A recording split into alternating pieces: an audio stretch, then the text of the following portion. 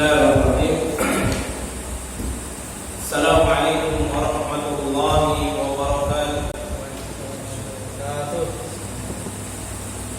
Innal hamdalillah nahmaduhu wa nasta'inuhu wa nastaghfiruh wa na'udzu billahi min shururi anfusina wa min sayyiati a'malina. May yahdihillahu fala mudilla lahu wa may yudlil fala hadiya lahu.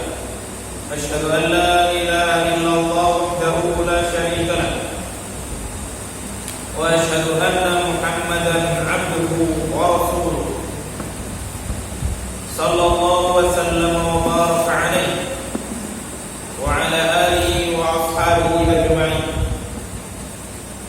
Udzakkirukum bi qouli Rasulillah sallallahu alaihi wasallam, man yuridillahu bihi khairan yufaqihu fid din.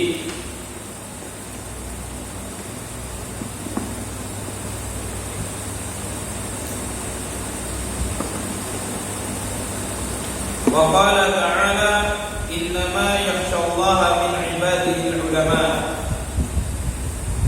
Ayyuhal ikhwan rahimani wa rahimakumullah.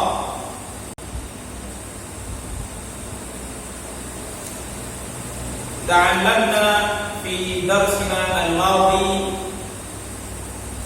fi hukmi izalati an-najasah.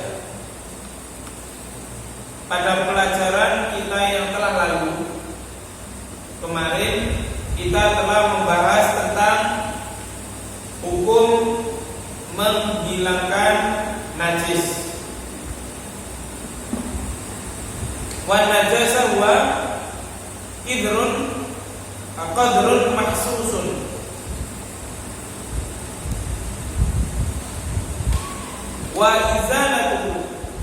wa izalatun najasati wajibun ala kulli man arada ay yusalliya aw ghaira dhalik min al-ibadat allati tahtaju biha. Jadi menghilangkan najis hukumnya adalah wajib bagi orang yang dia itu ingin mengerjakan sholat atau mengerjakan ibadah-ibadah yang memang membutuhkan untuk menghilangkan najis, artinya bersuci. Wa qad ajma'a al-ulama ahlus sunnati wal jamaah fi dzalik kama naqala al-imam Ibnu Hazm rahimahullahu ta'ala fi kitabih Maratibul Ijma' annahu qala ghaslul najasati wa ijtinabul muharramat fardhun bila khilaf. Dan para ulama sebagaimana telah kita ketahui telah bersepakat bahwasanya hukum menghilangkan najis itu adalah wajib, sebagaimana telah dinukil oleh Al-Imam Ibnu Hazm dalam kitab beliau Maratibul Ijma', dan juga di dalam kitab beliau Al-Muhalla. Wa qad naqala aidan Al-Imam Ibnu Abdul Bar, dan juga telah menukil adanya ijma' konsensus ulama tentang wajibnya menghilangkan najis, yakni Al-Imam Ibnu Abdul Bar rahimahullahu ta'ala di dalam kitab beliau At-Tamhid.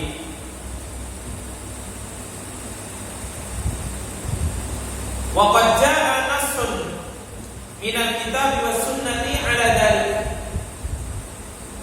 Telah terdapat di dalam nas-nas Al-Quran maupun hadis Rasulullah SAW perihal wajibnya menghilangkan najis. Yang pertama yang di surah Al-Mudaththir, qala Allah Ta'ala wa iyyabaka fatahhir. Al-Mudaththir ayat yang keempat. Dari dalil tentang wajibnya menghilangkan najis yang pertama ada di surat Al-Mudatsir.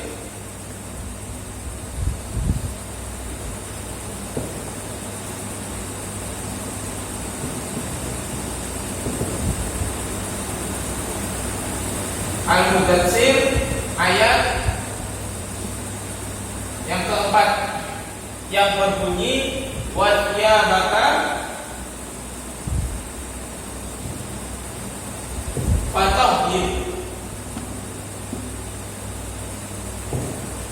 wa thiyabaka fatahhir.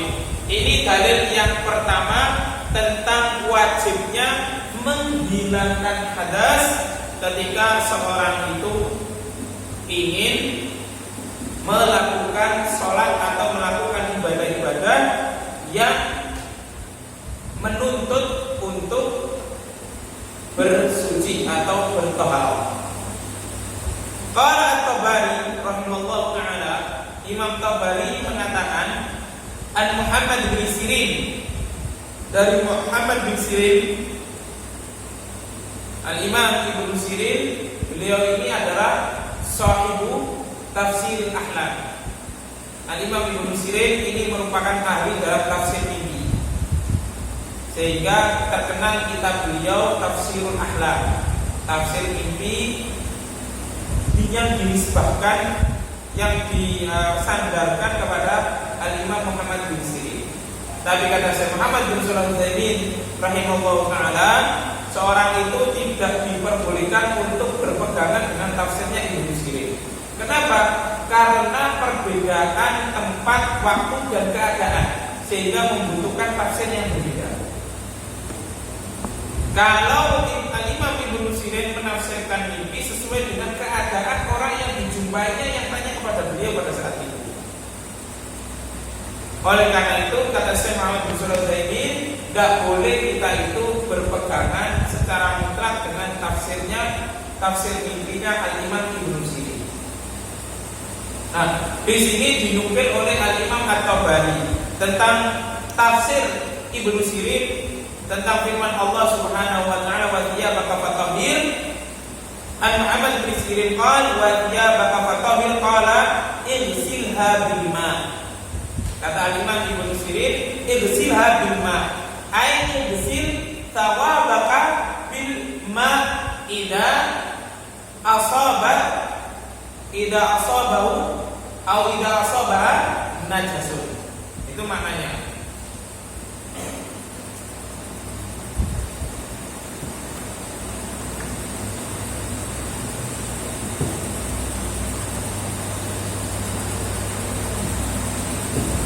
Qala Muhammad bin Sirin wa thiyabaka fatahhir ay igsil bil ma'i, ay igsil thiyabaka bil ma'i idza asabaha najasun.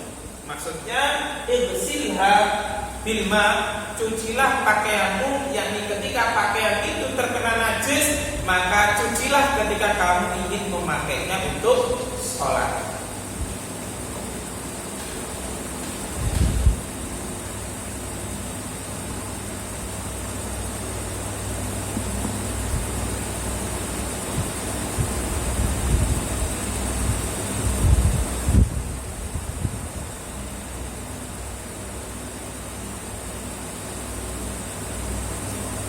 Akan tetapi makna tentang wa thiyabaka fatahhir itu beraneka ragam. Tidak hanya berkaitan dengan hissi, tidak hanya berkaitan dengan thaharatul hissi, tapi juga dibawa oleh para ulama dengan thaharatul maknawi, yakni thaharatul qalb minasyirki wal kufri wal ma'asi. Mafhum kalam hadis? Ya.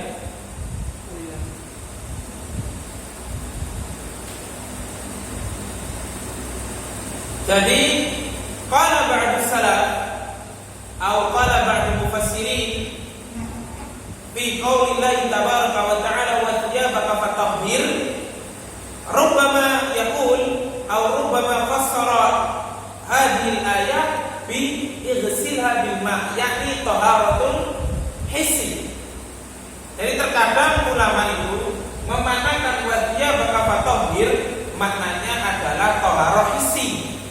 Isi yang nampak. Sehingga Imam Ibnu Sirin mengatakan wadiya baka fatahhir, maknanya adalah sucilah atau cucilah pakaianmu dengan air ketika terkena najis. Ini berarti apa? Thaharatul isi. Ya kan nampak. Pakaian yang terkena najis kan bisa kita lihat. Ya kan? Nah, ini menurut sebagian ulama yang dinukil oleh Al-Imam At-Tabari rahimahullahu taala. Nah, menurut sebagian ulama yang lain menafsirkan wadiya baka fatahhir maknanya adalah thaharatul maknawi. Taharah maknawi itu adalah taharah yang tidak nampak, membersihkan sesuatu hal yang tidak nampak, yakni sesuatu yang ada di hati. Berupa apa? Berupa kesyirikan, kekafiran maupun kemaksiatan. Oleh karena itu Allah Subhanahu wa taala berfirman, "Innamal musyrikuna najasun." Orang musyrik itu najis. Yang najis apa? Hatinya.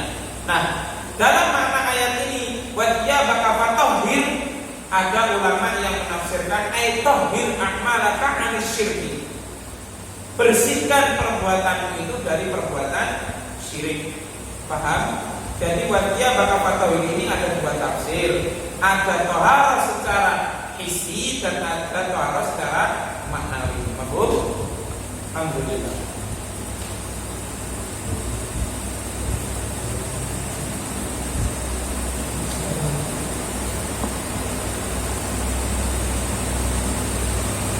Kata Al-Imam Al-Qurtubi dalam tafsir beliau, tafsir Al-Qurtubi, beliau menyatakan wal makna tsani, beliau menyebutkan wal makna tsani berarti ada al-makna al-awwal. Nah, makna al-awwal adalah seperti yang kita sebutkan tadi, thaharah maknawi.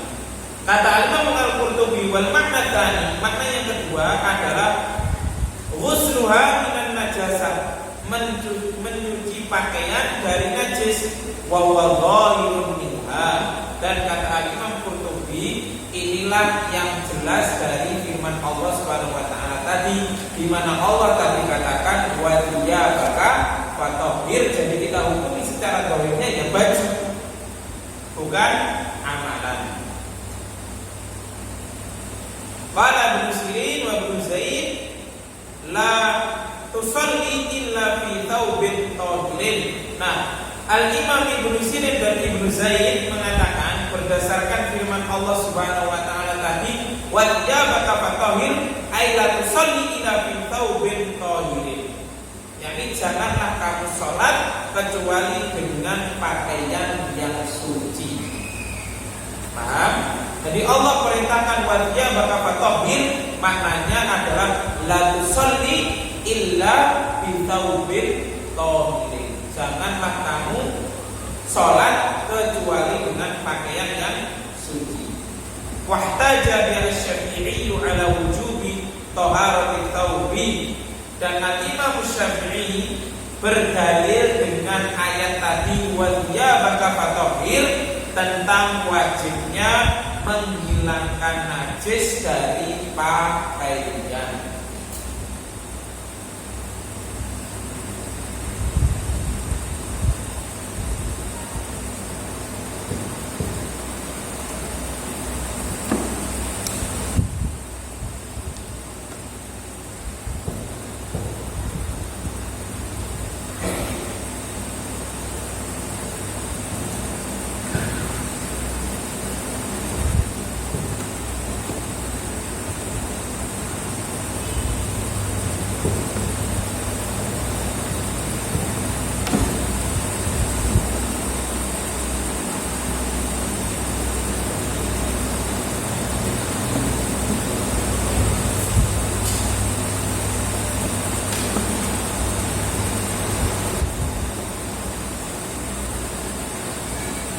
Wa qala Syaukani rahimahullahu taala, dan Al-Imam Syaukani mengatakan di dalam Fathul Qadir jilid yang kelima halaman yang ke-324 menafsirkan firman Allah wadiya baka fatahhir al-murad biha at-thiyabu al-malbusah ala ma huwa al-ma'na al-lughawi. Amarahu Allah subhanahu bi tadhhiri thiyabihi wa hifdhiha 'anil najasat wa izalati ma waqa'a fiha minha. Kata Imam Syaukani, tafsir dari firman Allah wa thiyabaka fatahhir adalah athiyab al-malbusah, pakaian yang dipakai. Amarahu Allah subhanahu wa ta'ala bi tadhhiri thiyabihi, yang Allah subhanahu wa ta'ala memerintahkan untuk membersihkan pakaiannya. Wa hifdhi 'anil najasat, dan memerintahkan untuk menjaga pakaian tersebut dari najis dan menghilangkan najis yang mengena kepada pakaian. Ini diantara perkataan-perkataan para ulama tentang wajibnya menghilangkan najis, baik najis yang ada di badan maupun di pakaian ketika seorang itu ingin melakukan ibadah sholat atau ibadah-ibadah yang membutuhkan untuk melakukan bersuci. Jadi kata Al-Imam Syaukani, amarullah subhanahu wa ta'ala bi tadhhiri thiyabihi.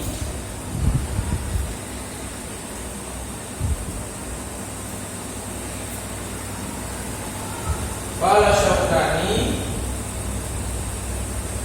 amarullahu ta'ala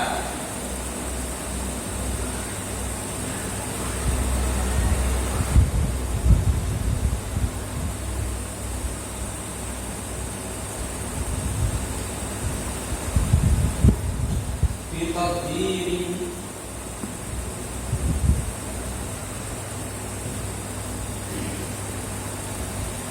thiyabihi wa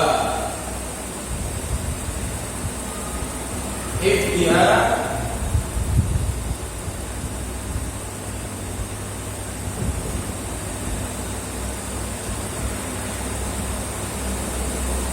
anil najasat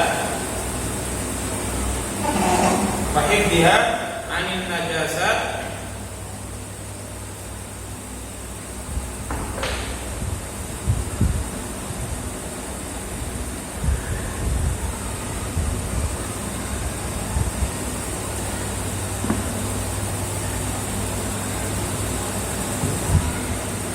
wa izalati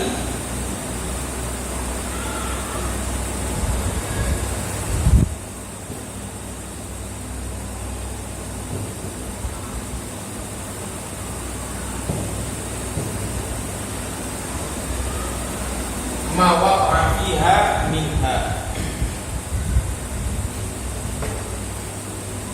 wa izalati ma waqa'a fiha minha intaha. Kode alif dan ha itu maknanya intaha, selesai penukilan dari perkataan Al-Imam Syaukani.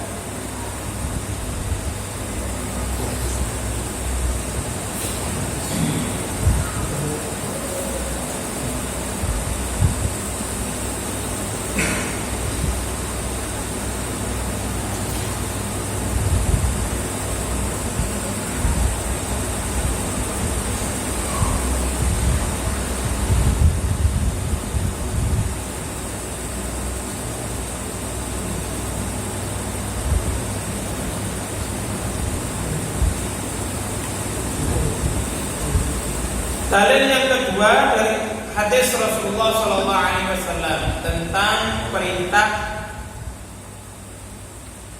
wajibnya menghilangkan najis adalah hadis dari Abdullah bin Abbas radhiyallahu anhuma tentang kisah Rasulullah SAW melewati dua kuburan.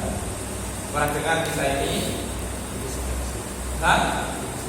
Ya. Jadi dalil yang kedua adalah al-adillah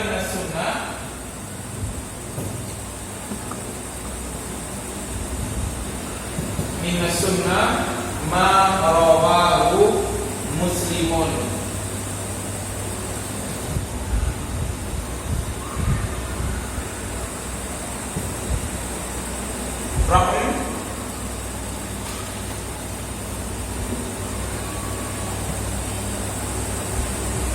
292 hadis. Jadi dalil dari sunnah adalah hadis yang diriwayatkan oleh Imam Muslim, nomor hadis 292. Rasulullah Shallallahu Alaihi Wasallam pernah melewati dua kuburan yang penghuni kubur tersebut disiksa oleh Allah Subhanahu Wa Taala. Di antaranya yang pertama karena dia itu suka adu domba, namimah. Kemudian yang kedua adalah dia tidak menjaga kencingnya, artinya tidak tuntas. Jadi ketika kencing tidak tuntas sehingga netes di pakaiannya atau di badannya dan dibuat untuk sholat. Jadi antum kalau pipis, kalau buang air kecil, usahakan benar-benar tuntas. Usahakan benar-benar tuntas. Jangan ketika sudah keluar kemudian cepat-cepat langsung pakai celana, dituntaskan dulu. Barangkali masih ada sisa-sisa air kencing yang keluar. Paham ya? Jangan sampai kita terkena azab kubur akibat kita tidak bisa menjaga kencing kita, tidak bisa menjaga kebersihan dari kencing kita. Nah, segi pendalilannya apa? Wajib dalalah. Segi pendalilan anal insana la yu'addibu illa ala tarki wajibin fadalla ala wujubi tatahhur minan najasah. Dalam Syarah Sahih Al-Bukhari yang ditulis oleh Al-Imam Ibnu Battal, dalam hadis tadi bahwasanya seorang itu tidak akan diadab oleh Allah kecuali dia meninggalkan yang wajib. Ya kan? Tadi kisah yang dibawa oleh Rasulullah SAW, orang tersebut diadab oleh Allah Subhanahu Wa Taala dalam kuburnya akibat apa? Orang bersih kencingnya. Nah, ini menunjukkan bahwasanya membersihkan kencing itu, membersihkan najis itu hukumnya wajib. Seandainya membersihkan kencing itu tidak wajib, tentu orang tersebut tidak akan diadab oleh Allah Subhanahu Wa Taala di kuburnya. Paham sampai sini? Paham ya? Ini menurut perkataan Al-Imam Ibnu Battal dalam Syarah Sahih Bukhari jilid yang pertama halaman 326.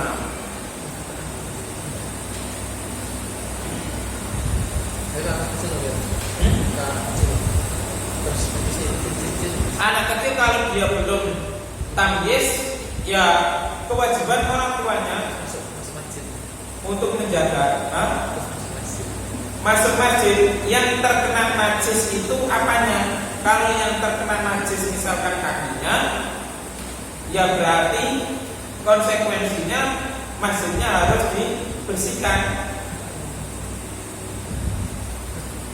Tapi kembali kepada permasalahan yang kita telah bahas kemarin, kalau sifatnya itu adalah najis hukmiyah dan bau rasanya itu sudah tidak ada, ya maka kaki tersebut sudah suci. Atau, apalagi celananya tidak mungkin kena di masjid, kena lantai masjid kan tidak mungkin, karena yang kena itu bagian celana, bagian dalam. Kalau terkena ininya, misalkan terkena celananya, maka kita kembalikan kepada hukum yang telah kita pelajari kemarin tentang najis hukmiyah. Kalau di lantai masjid ini tidak membekas adanya bau, warna maupun rasa, berarti kita kembalikan kepada hukum yang suci. Kita tidak boleh was-was. Paham? Jadi kita kembalikan hukum suci. Meskipun ada anak-anak kecil, misalkan anak TPA, kencingnya tidak tuntas, atau ketika kencing tuntas tapi kiranya celananya tidak di apa diringkas itu bahasa Indonesianya? Diringkas. Diringkas. Apa bahasa Indonesia diringkas? Dijinjing. Dijinjing. Kalau celananya tidak dijinjing, terus kemudian terkena dilipat. Kalau tidak terkena celananya, kalau terkena celananya akibat karena celananya tidak dilipat pada saat kencing tadi, ya maka kita hukumi kembali kepada pembahasan hadis hukmiyah kemarin. Kalau lantai tersebut tidak tercium bau kencing, atau tidak ada rasa kencing, atau tidak ada warna dari kencing kekuning-kuningan, ya berarti lantai masjid tersebut dikembalikan kepada hukum asal, yakni suci. Apa? Celananya rusak. Anak kecil yang bau kan, karena itu teh bau. Ya suruh saja dia ganti celana, beres.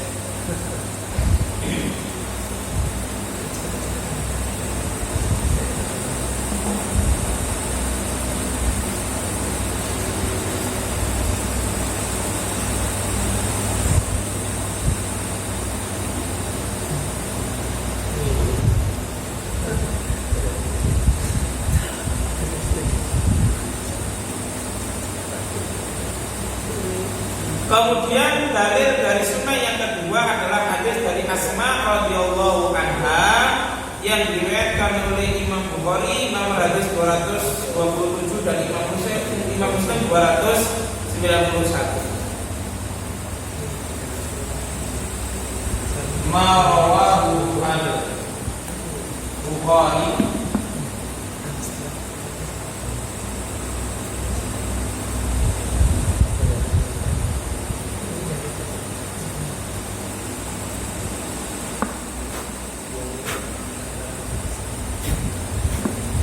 riwayat Imam Bukhari nomor hadis 227 dan Imam Muslim nomor hadis 291, ada Asma radhiyallahu anhu bercerita, ada orang yang datang kepada Rasulullah SAW, seorang perempuan, kemudian menceritakan, ya Rasulullah, bagaimana menurut Anda bahwasanya salah seorang dari kami ini pakaiannya terkena darah haid. Bagaimana, apa yang akan kami perbuat ya Rasulullah? Apa yang akan dia perbuat ketika menjumpai kasus seperti itu ya Rasulullah? Kemudian Rasulullah SAW mengatakan, guyurlah pakaian tadi dengan air, dan ketika bersih maka sholatlah dengan menggunakan pakaian tadi.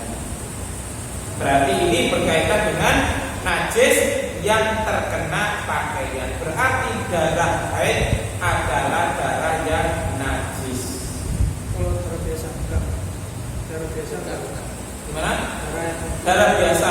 Kalau darah manusia maka tidak najis. Karena dulu pada saat perang, para sahabat Rasulullah SAW pernah sholat dalam keadaan darahnya muncul. Ini yang dipakai oleh Syekh Muhammad Nasiruddin Al-Albani rahimahullah ta'ala tentang tidak najisnya darah mengalir darahnya manusia. Tapi kalau darah hewan maka najis. Bernyamuk? Tidak, karena dia bukan termasuk hewan yang bisa dibunuh. Jadi hewan yang bisa bukan dibunuh, hewan yang bisa disembelih. Jadi hewan yang bisa disembelih, iya, maka darah tersebut adalah najis kecuali darah yang menempel di kulit atau di hati. Nanti insya Allah akan kita bahas pada pembahasan masail terkait dengan izalatul hadas insya Allah. Jadi termasuk juga Imam Ibnu Hazm di antara ulama yang menajiskan darah binatang yang bisa disembelih. Nah, ini harus jadi perhatian bagi kita yang sebentar lagi insya Allah akan menunaikan atau melaksanakan kurban, idul kurban, yang di situ ada syariat untuk menyembelih hewan.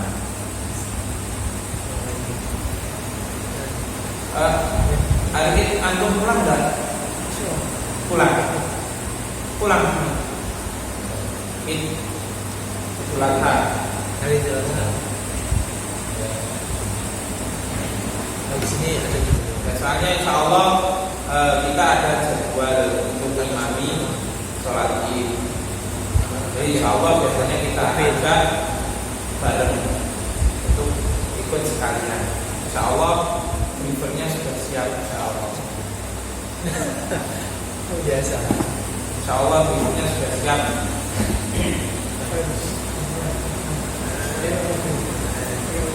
Saya sampai sini ada yang ditanyakan? Ada yang tanyakan kan? Nah, kalau mencuci caranya itu apa bersih apa? Gimana? Bersih. Masih ada sisa-sisa. Tapi boleh kan kelihatan membekas. Membekas selama kemarin sudah kita bahas kemarin karena aku tidak hadir. Kemarin sudah kita bawakan perkataannya Syekh Abdul Basam rahimahullah taala, kalau najis itu sudah dibersihkan dengan telah dicuci dengan baik dan ketika masih ada membekas warnanya, maka itu termasuk ma'fuun anhu, dimaafkan. Dimaafkan. Paham ya?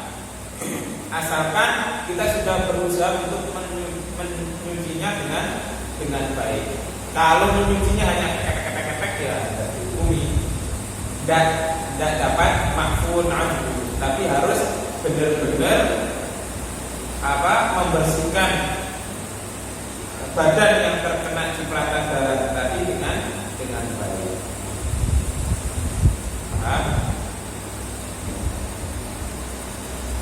Nah, sekarang permasalahan al-mas'alatul tsalitsatu, permasalahan yang kedua, hukmu ishtiratin niyyah li izalatin najasah. Hukum niat ketika ingin menghilangkan najis. Ini bagaimana hukumnya? Apakah disyaratkan ketika ingin menghilangkan najis itu harus berniat terlebih dahulu? Misalkan saya ingin berniat menghilangkan najis darah kambing yang ada di tangan saya, atau saya berniat menghilangkan najis atau menghilangkan kotoran manusia yang menempel di tangan saya, misalkan.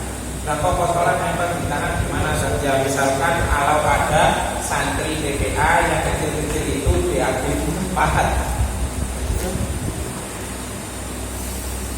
Pas misalkan kita ngajar, kemudian dia BAB di tempat misalkan, kemudian tangan kita mengenai.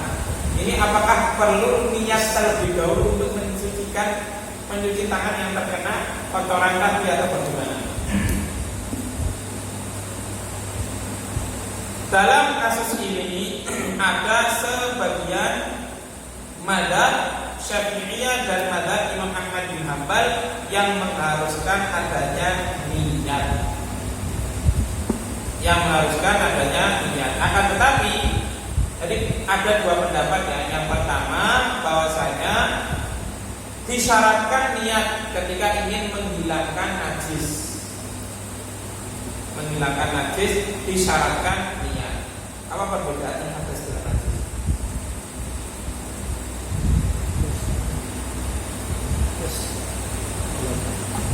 Kalau najis dari luar, kalau hadas masa seperti itu pembahasannya?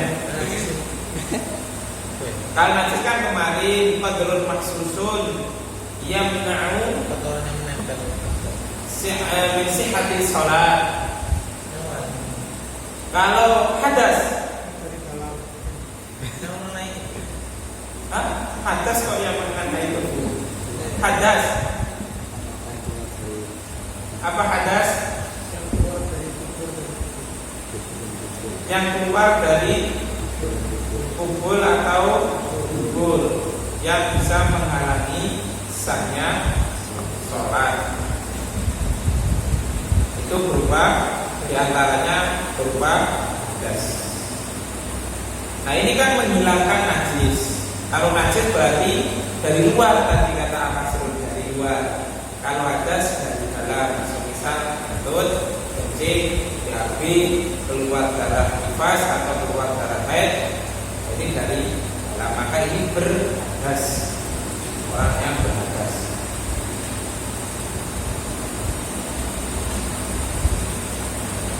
Nah, pendapat yang kedua, tidak disyaratkan berniat ketika menghilangkan najis. Ingat, menghilangkan najis dia, bukan menghilangkan hadas. Kalau menghilangkan hadas maka disyaratkan untuk berniat.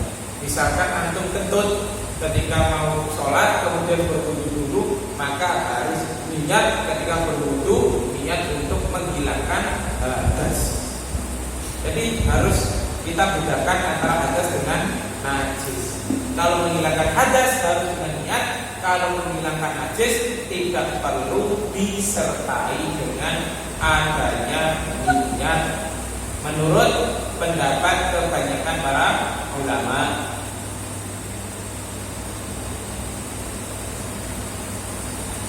Disebutkan di sini la tushtaratun niyatu li izalatin najasat. Tidak disyaratkan berniat untuk menghilangkan najis. Wa hadza bi ittifaqil madzahib fiqhiyah al-arba'ah. Nah, ini merupakan pendapat para 4 mazhab. Jadi 4 mazhab itu kebanyakan berpendapat najis, menghilangkan najis tidak perlu untuk niat, hanya sebagian kecil dari mazhab Syafi'i dan mazhab Imam Ahmad bin Hanbal yang mengharuskan adanya niat. Bahkan wa hukiya al-ijma' ala dzalik, bahkan dinukil adanya ijma' tentang tidak disyariatkan niat ketika ingin menghilangkan najis. Sebagaimana dinukil oleh Al-Imam Al-Mawardi dalam kitab Al-Hawi Al-Kabir, jilid yang pertama halaman 87, fa amma taharatun najasi fala taftakir